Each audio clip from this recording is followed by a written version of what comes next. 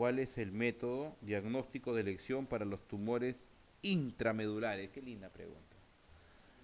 O sea, ustedes tienen a ver, un paciente de 50 años que viene con 3 semanas de evolución, con disminución de ambos miembros inferiores, al examen una paraparesia espástica hiperrefléxica con Babinski y latina, ¿no? Bilateral, líquido cefalorraquídeo normal. ¿Qué examen le harían para ver si tiene una lesión en la médula espinal? ¿Qué examen le harían? ¿Qué examen le harían? Acá está. Dice, radiografía de columna, no. Mielografía, si fueran nuestros abuelitos, ¿no? Pero eso ya no se hace. Tomografía de columna, ¿la tomografía ve hueso o ve partes blandas? Resonancia medular, arteriografía, la respuesta es resonancia. O sea, la respuesta de lejos, resonancia, hacen ustedes un diagnóstico de tumores intramedulares. Con respecto a los meningiomas, el meningioma se ve más en hombres o en mujeres. Uy, está, mira, y la 2, ¿qué dice? Es falsa, ¿no? Ah, está bonito, ¿no? A mí me alegra cuando al menos algo, ¿no? Pero dice, falta otras alternativas, ya, vamos a ver. No, pues al menos unita, pues, déjenme cobrar. A ver, suponen el 80% de los tumores. ¿Es el tumor más frecuente de los meningiomas o es el astrocitoma? Yo ya les dije también, o sea, ya van dos. Hay 4 tipos de astrocitomas. Por lógica, uno, 2, 3 y 4. El 4 se llama glioblastoma multiforme. ¿Qué es el glioblastoma multiforme? Es un astrocitoma, pero en grado 4, es maligno, 6 meses de vida. ¿Ya? El 1 y el 2 se ven en jóvenes y pueden ser extraídos fácilmente, ¿no? Se extraen fácilmente, más el 1 que el 2. Pero no es el meningioma el más frecuente, o sea que el 80% de los tumores no es el meningioma, no es más frecuente en hombres. La localización más frecuente es, agarramos el cráneo, lo partimos por la mitad, eso se llama falx, F-A-L-X, falx. En la falx del cerebro, ahí se van impregnando. O sea, están en la línea media los meningiomas. M de meningioma, M de línea media. En el cerebro, ¿ah? No en la médula. O si no en las zonas corticales que podrían estar pegados también al hueso. Entonces los meningiomas son de crecimiento muy lento, van creciendo. Tengo una paciente de 94 años, ahí está con su meningioma. ¿Dónde creen que está? ¿En sala de operaciones o en su casa? Su casa ahí va creciendo, ¿no? ¿Convulsiona por momentos? Convulsionó, sí, pues hubo una irritación cortical, tome sus pastillitas. ¿Me entienden? Ese es el meningioma. Dice, ¿la presentación clínica es abrupta? No. ¿El tratamiento depende de la localización? Bueno, sí, pero no entiendo qué tratamiento. El tratamiento quirúrgico será, ¿no? Porque el tratamiento es quirúrgico, ¿no? ¿No? Si está localizado profundamente, no van a estar operando, ¿no? Si está al costadito, se opera, ¿no? Va a depender de su localización. Sí, meningioma, está fácil, ¿no? ¿Cuál de los siguientes síntomas no es típico de esclerosis múltiple? Ya. Yo no, mira, yo estoy en el examen, junio de 2013. No sé, es de junio va a ser, ¿no? Sí. ¿Sí, Julio? No sé nada de esclerosis múltiple. Peor aún, no sé nada de neurología. ¿Ya? Nada. Pero dice, esclerosis múltiple. Y tú dices en tu mente, es una enfermedad desmineralizante blanco, sustancia blanca. Ah, ya. Entonces acá hay dos respuestas. Si me preguntan la falsa, voy a responder algo que sea en la corteza, ¿cierto? O algo que sea en el periférico, porque esta es primera neurona. Como se ponen fasciculaciones en lengua, no es segunda neurona. Entonces, les piden a ustedes cuál no es característico de la esclerosis múltiple. Y ustedes no saben esclerosis múltiple, pero solo tienen que razonar que tienen que responder algo de la corteza o algo de la periferia. No sé si me entienden el raciocinio. ¿Qué responderían? Afasia. Y sin temores, ¿ah? Todavía contentos todavía, mirando atrás, diciendo, ustedes se quedan. Claro, ¿por qué?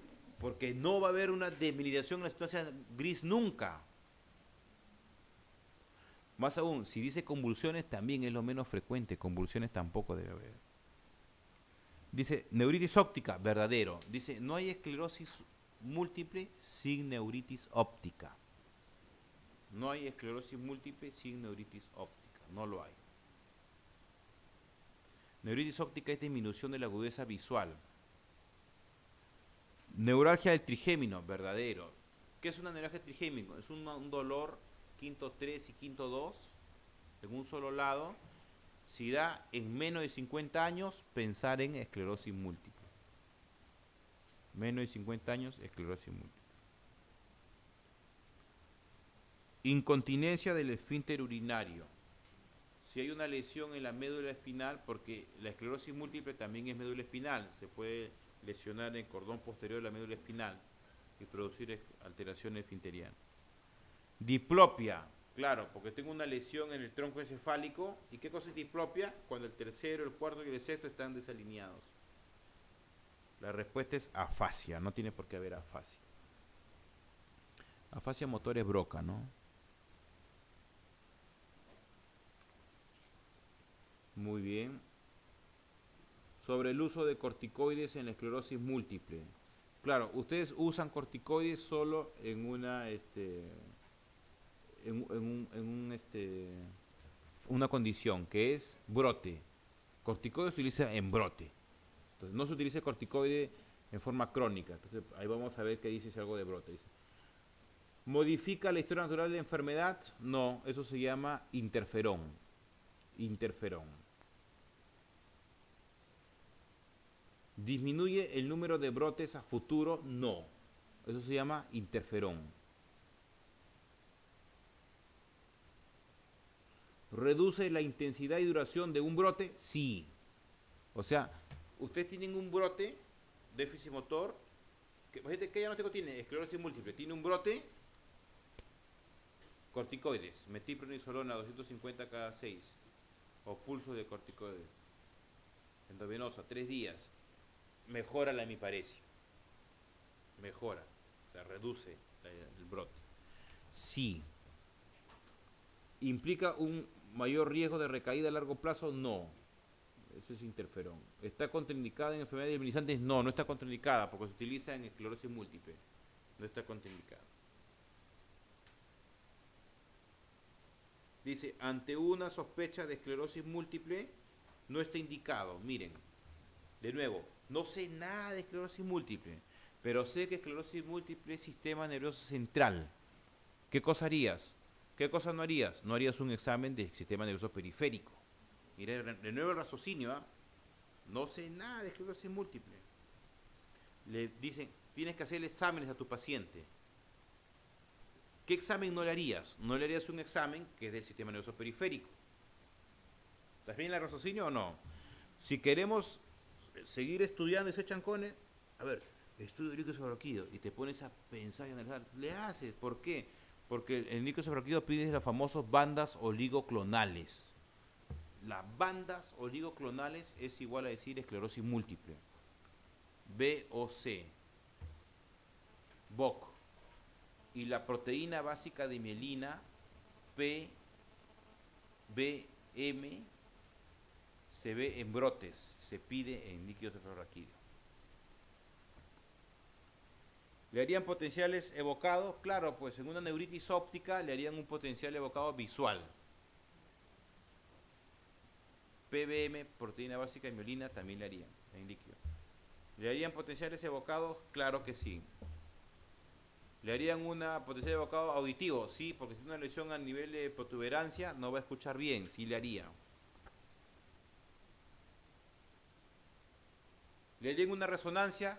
Es el estudio de elección, la resonancia. Para ver los brotes o para ver las lesiones blancas, pidan resonancia más que tomografía.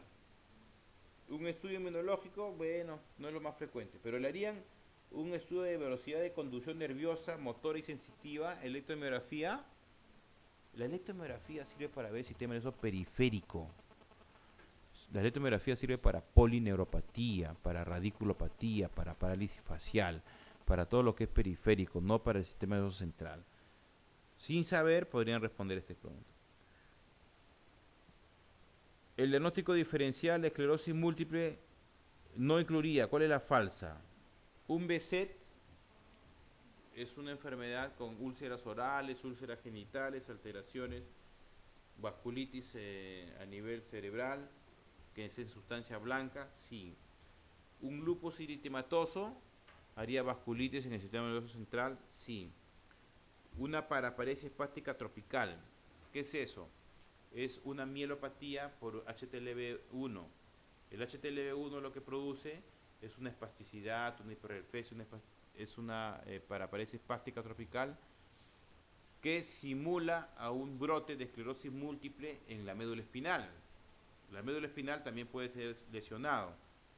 Si es un diagnóstico diferencial, está bien escrito. Enfermedad de Lyme o borreliosis también se ve como lesiones vasculares en el sistema nervioso central. Lo que está mal son las enfermedades de Bieswanger. La enfermedad de Bieswanger es una demencia, escuchen lo que voy a decir, una demencia en infartos lacunares por hipertensión arterial, demencia multiinfarto. Y la esclerosis múltiple no hace demencia al inicio de la enfermedad. Bien raro. Más aún, los pacientes están muy alegres. Siempre están con aparente bienestar, le llaman, el aparente bienestar. Esclerosis múltiple. La respuesta es Bieswanger, ¿eh? No se parece. El estudio con resonancia en esclerosis múltiple no esperaría encontrar. Uy, ese está fácil, ¿ah? 55, sin saber esclerosis múltiple.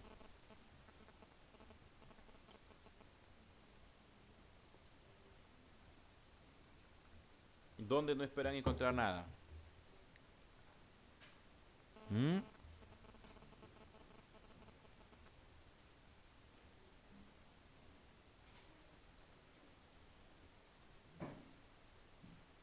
En la médula pueden encontrar algo. En el cuerpo calloso. Cuerpo calloso se llaman los dedos de Dassault. Dedos de Dassault, miren así como crestas de gallo. Así se ve en el cuerpo calloso. En un corte medial, dedos de Dassault. Sustancia gris. Sustancia gris. Esclerosis múltiple, sustancia gris. No. Tronco encefálico. Puede haber protuberancia, diplopia. Está bien. Cerebelo. Esclerosis múltiple cerebelo también, ¿ya? Temblores, incoordinación, ataxia. 56, pregunta de examen repetida. El diagnóstico diferencial de crisis epiléptica. ¿Cuál es el diagnóstico? La historia clínica. Más que el cuento es escucharlos al paciente y ver el posictal. El diagnóstico es el posictal. No tienen por qué hacerle el electroencefalograma para diagnosticar. El diagnóstico es clínico. El electroencefalograma puede usted ver el tipo de crisis, pero no es, puede salir normal también. La prueba de neuroimagen, una resonancia, no diagnostica epilepsia.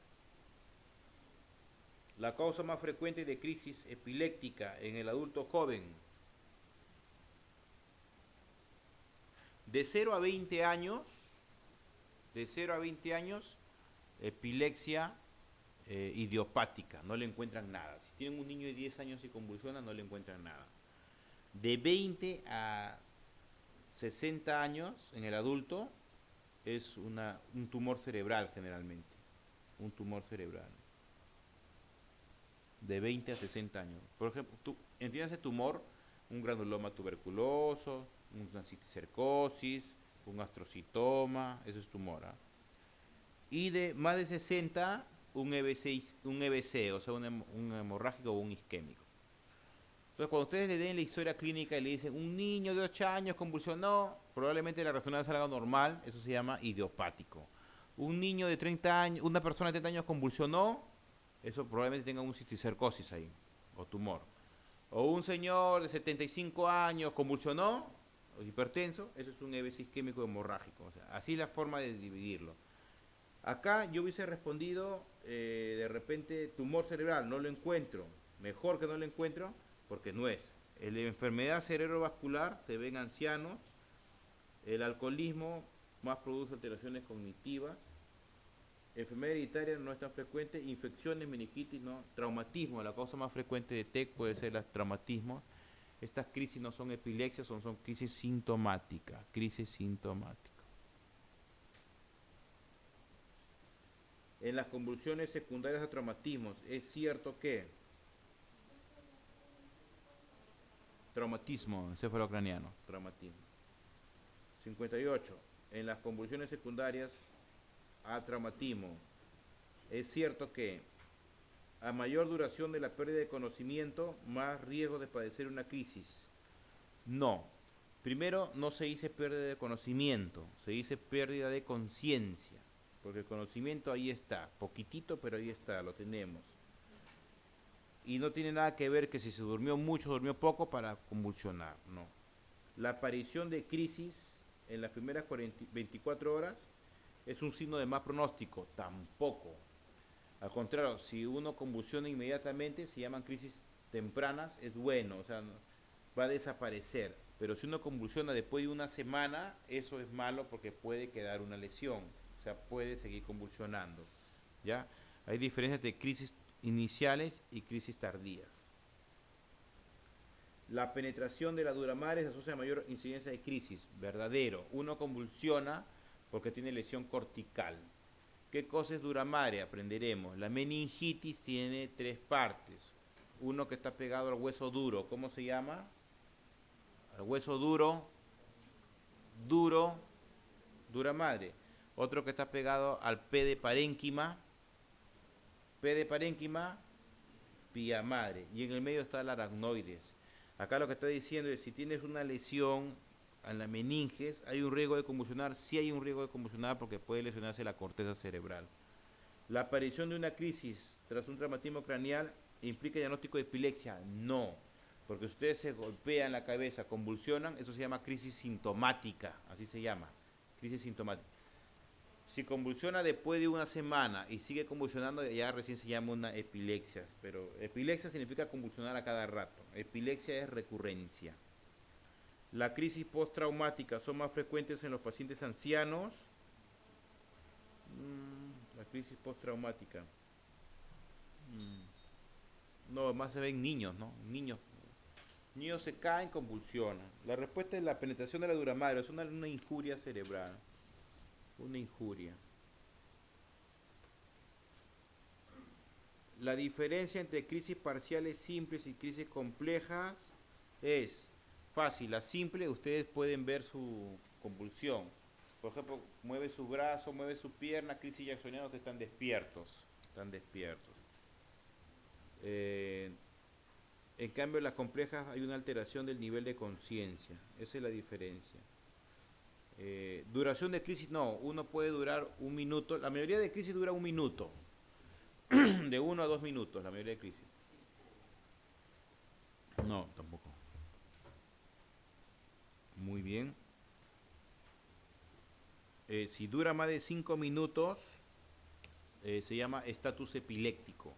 Más de 5 minutos y ustedes necesitan un tratamiento. Tienen que tratar al paciente. Si ustedes convulsionan más de 30 minutos, se llama estado epiléptico establecido. Propiamente dicho, está establecido. En cambio, a los 5 minutos ya lo tratan. Diazepam. El diazepam se da a los 5 minutos. ¿Ya? Pero operacionalmente hablando, estatus epiléptico es a los 30 minutos, pero ustedes lo tratan a los 5 minutos. O sea, no van a estar esperando que convulsione 10, 15, 20, ya lo tratan ahí. Lo tratan con diazepam o con fenitoína. Diazepam primero, después fenitoína, 15 por kilo de peso, 18 por kilo de peso.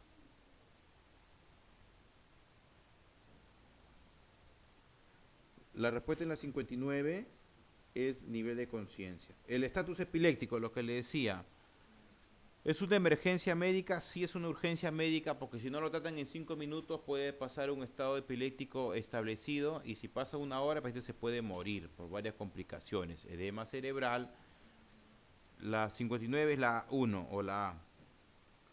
Puede deberse a un cambio en la medicación antiepiléptica, lo más frecuente.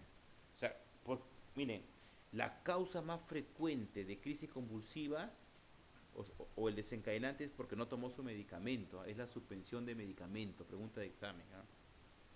Cada vez que ustedes tengan un pacientito ahí convulsionando, le preguntan, ¿desde cuándo no tomó? Ya les va a decir, saben. Y eso puede producir un estatus epiléptico. Siempre se acompaña de pérdida de conciencia. ¿Quiénes pierden la conciencia? Los que tienen trastornos, epilepsias complejas, generalizadas. Pero hay crisis que no son complejas, sino son simples. O sea, hay casos de pacientes, yo me acuerdo que yo era asistente en un hospital y el interno dice, doctor, hay un pacientito que tiene movimientos simultáneos en la cara. Se le movía la carita así. No, estaba por otra cosa, creo. Ay, ya. Nada más, ya, no me decía nada más. Al día siguiente yo venía, doctorcito, sigue su movimiento en la cara. Me decía, oye, me veía bien raro que se mueva la cara, ¿no? Entonces levanto la frazada y así como se me movía la cara, se me movía la manito así, mira. Y levanto la pierna, también lo veo, todo se me mueve así. Era una crisis parcial, oye. Tu paciente está en estatus, le decía, asustado el chico, ¿ah? Está en estatus, ¿hace qué tiempo? Está 3 días. Está en estatus. No, pero decía, está en estatus. Yo sabía que eso no hay nada, pero decía su carbamazepina y se mejora, ¿no? Pero vayamos a lo gracioso porque solo el interno le veía su carita nomás y se movió ahí. Y estaba en estatus. Está en estatus. Todavía cambiamos la voz. A su doctor, ¿qué hacemos? Está en estatus. Estatus es carbamazepina ahí porque está despierto el paciente. Habla, come, no sé si me entienden. Está despierto. No tiene nada que ver eso. No siempre se acompaña de una pérdida de conciencia. Puede producir deterioro orgánico irreversible, sí, y se puede llegar a coma barbitúrico también, ¿no? El tratamiento es primero diazepam, una ampolla, después repiten diazepam, otra ampolla, después fenitoína, 18 por kilo de peso, en 250 miligramos de cloruro de sodio, no en destroza, y después miran si hay arritmia o hipotensión, y finalmente le dan fenobarbital y después de fenobarbital ya pueden llegar a coma barbitúrico. Muy bien. El diagnóstico diferencial de crisis epiléptica no incluiría un diagnóstico diferencial. ¿Ah? Histeria, sí, bien frecuente. Mujeres jóvenes haciendo convulsiones raras. ¿No? Están en emergencia, mueven un brazo, mueven la otra pierna, hacen convulsiones raras. ¿No? Cuadros de migraña, sí, sí es un diagnóstico diferencial porque la migraña es recidivante. La migraña es prima hermana de la epilepsia y del neuralgia del trigémino. Por eso que los tres se tratan con antiepilépticos. Cuadros sincopales, sí, pacientes que pierden conciencia, desmayan, pierden conciencia, desmayan también. Perfecto. Accidente isquémico transitorio, también. Los TIAs son transitorios. En cambio, el brote de esclerosis múltiple, no, porque la esclerosis múltiple no se asocia a epilepsia, acuérdense, no hay crisis epiléptica. La respuesta es brote, ¿no? Bueno, esto es en un estatus, me imagino, generalizado, ¿eh? En un estatus generalizado, porque en un estatus simple sí se utiliza carbamazepina. Acá dice, no emplearía en un estatus generalizado, no emplearía fenitoína, sí, fenitoína sí se emplea, ¿ya? Barbitúricos también se emplea. Medida de soporte también se emplea. Diazepam también. Carbamazepina no se emplea, es cierto. Pero en las parciales simples sí se emplea. Carbamazepina 62.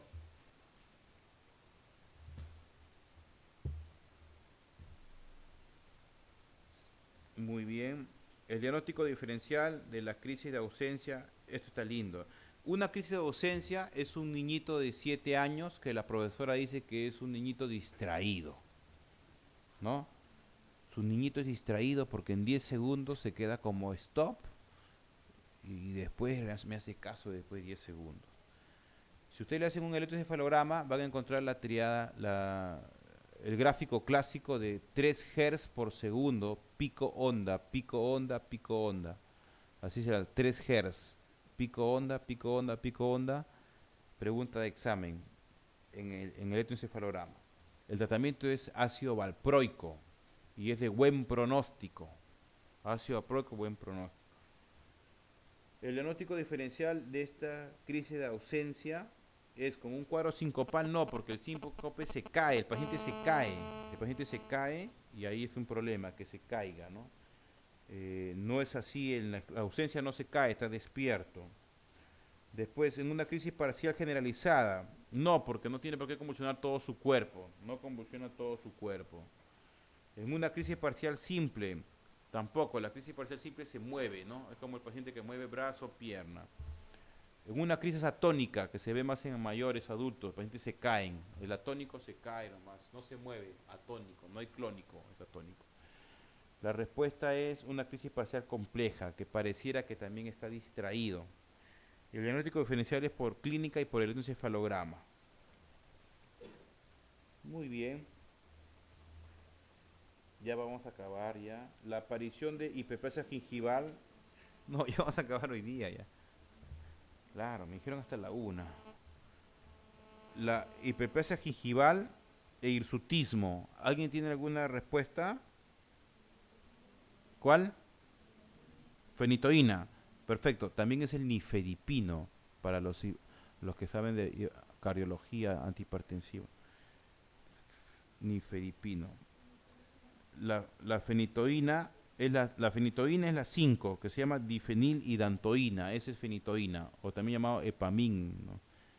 La fenitoína produce no solamente hiperplasia, también produce osteoporosis, también produce acné, produce dermatitis, produce el síndrome de Steven-Johnson, aunque más le hemos echado la culpa a la lamotrigina, pero todos los antipilépticos pueden producir el síndrome de Steven-Johnson, pero más le echan la culpa a la lamotrigina, pero también puede ser la fenitoína.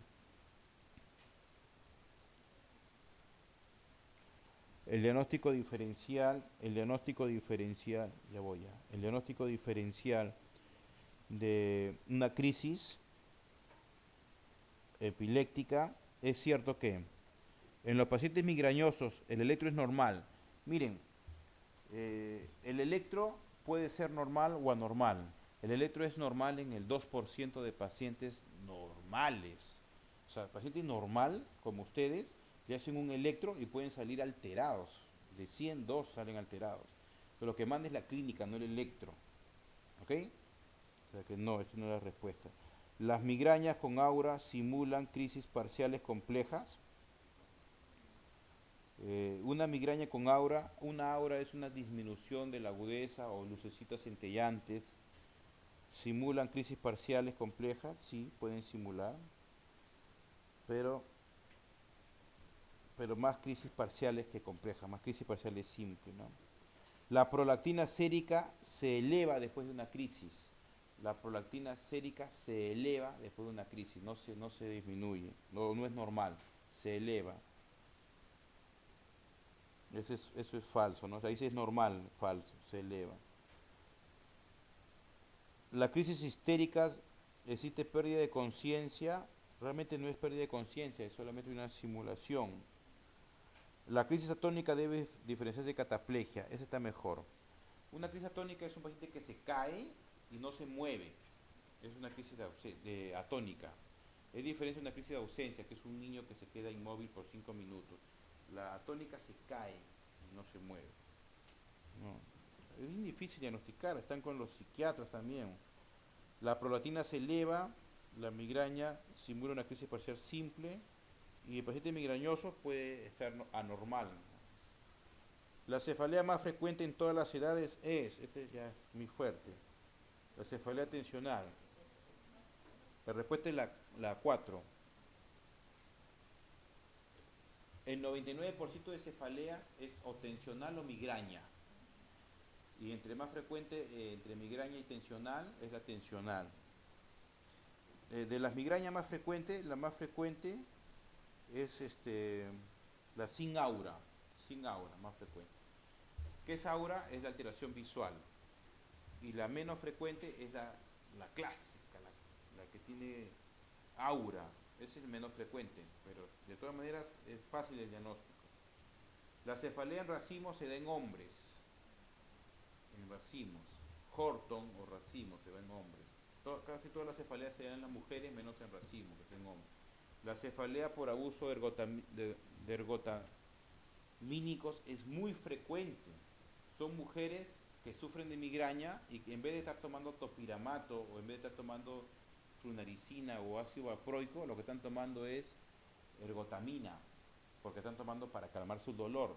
Entonces, cada vez que le duele, toman y eso produce dolor, cefalea de rebote. El tratamiento es suspender la ergotamina y explicarle que el tratamiento no es así. El tratamiento es con tratamiento preventivo por 4 meses con topiramato, con ácido valproico o con flunaricina. Bueno, migraña de Bickerstaff, mnemotecnia B de Bickerstaff, B de vacilar, difícil, es una migraña más de tronco encefálico, vértigos, vómitos, ¿no? Una migraña con aura es menos frecuente que la migraña sin aura. Una migraña oftalmoplégica se ve en niñitos, oftalmoplégica se ve con tosis, niñitos. Una cefalea histamínica no es tan frecuente y la migraña sin aura es más frecuente todavía, mujeres. ¿Ah? Terminamos en el 70, ¿ya? Una cefalea en racimos es frecuente en varones, verdadero. Cefalea en racimos es frecuente en varones, no en mujeres, ¿ah? Sino en varones. El dolor cede con sumatriptán, cierto, y es una de las pocas cefaleas que se cede a corticoides. O sea, a estos pacientes se le da corticoides, prednisona y mejoran. La cefalea en racimos. Desencadena el alcohol, verdadero. También a la migraña se le desencadena el vino.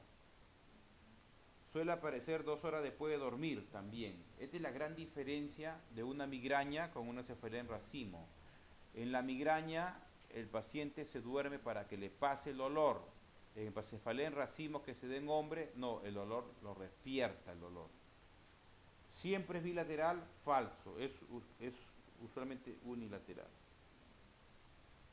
Entre las siguientes entidades, ¿cuál se asocia a polimialgia reumática? Bueno, hay una cefalea que el paciente llega a los 50 años y le duele en la zona temporal, aquí. Se le engrosa las arterias de acá y le piden BCG y se eleva. Eso se llama arteritis de la temporal. Esta se asocia más a polimialgia reumática.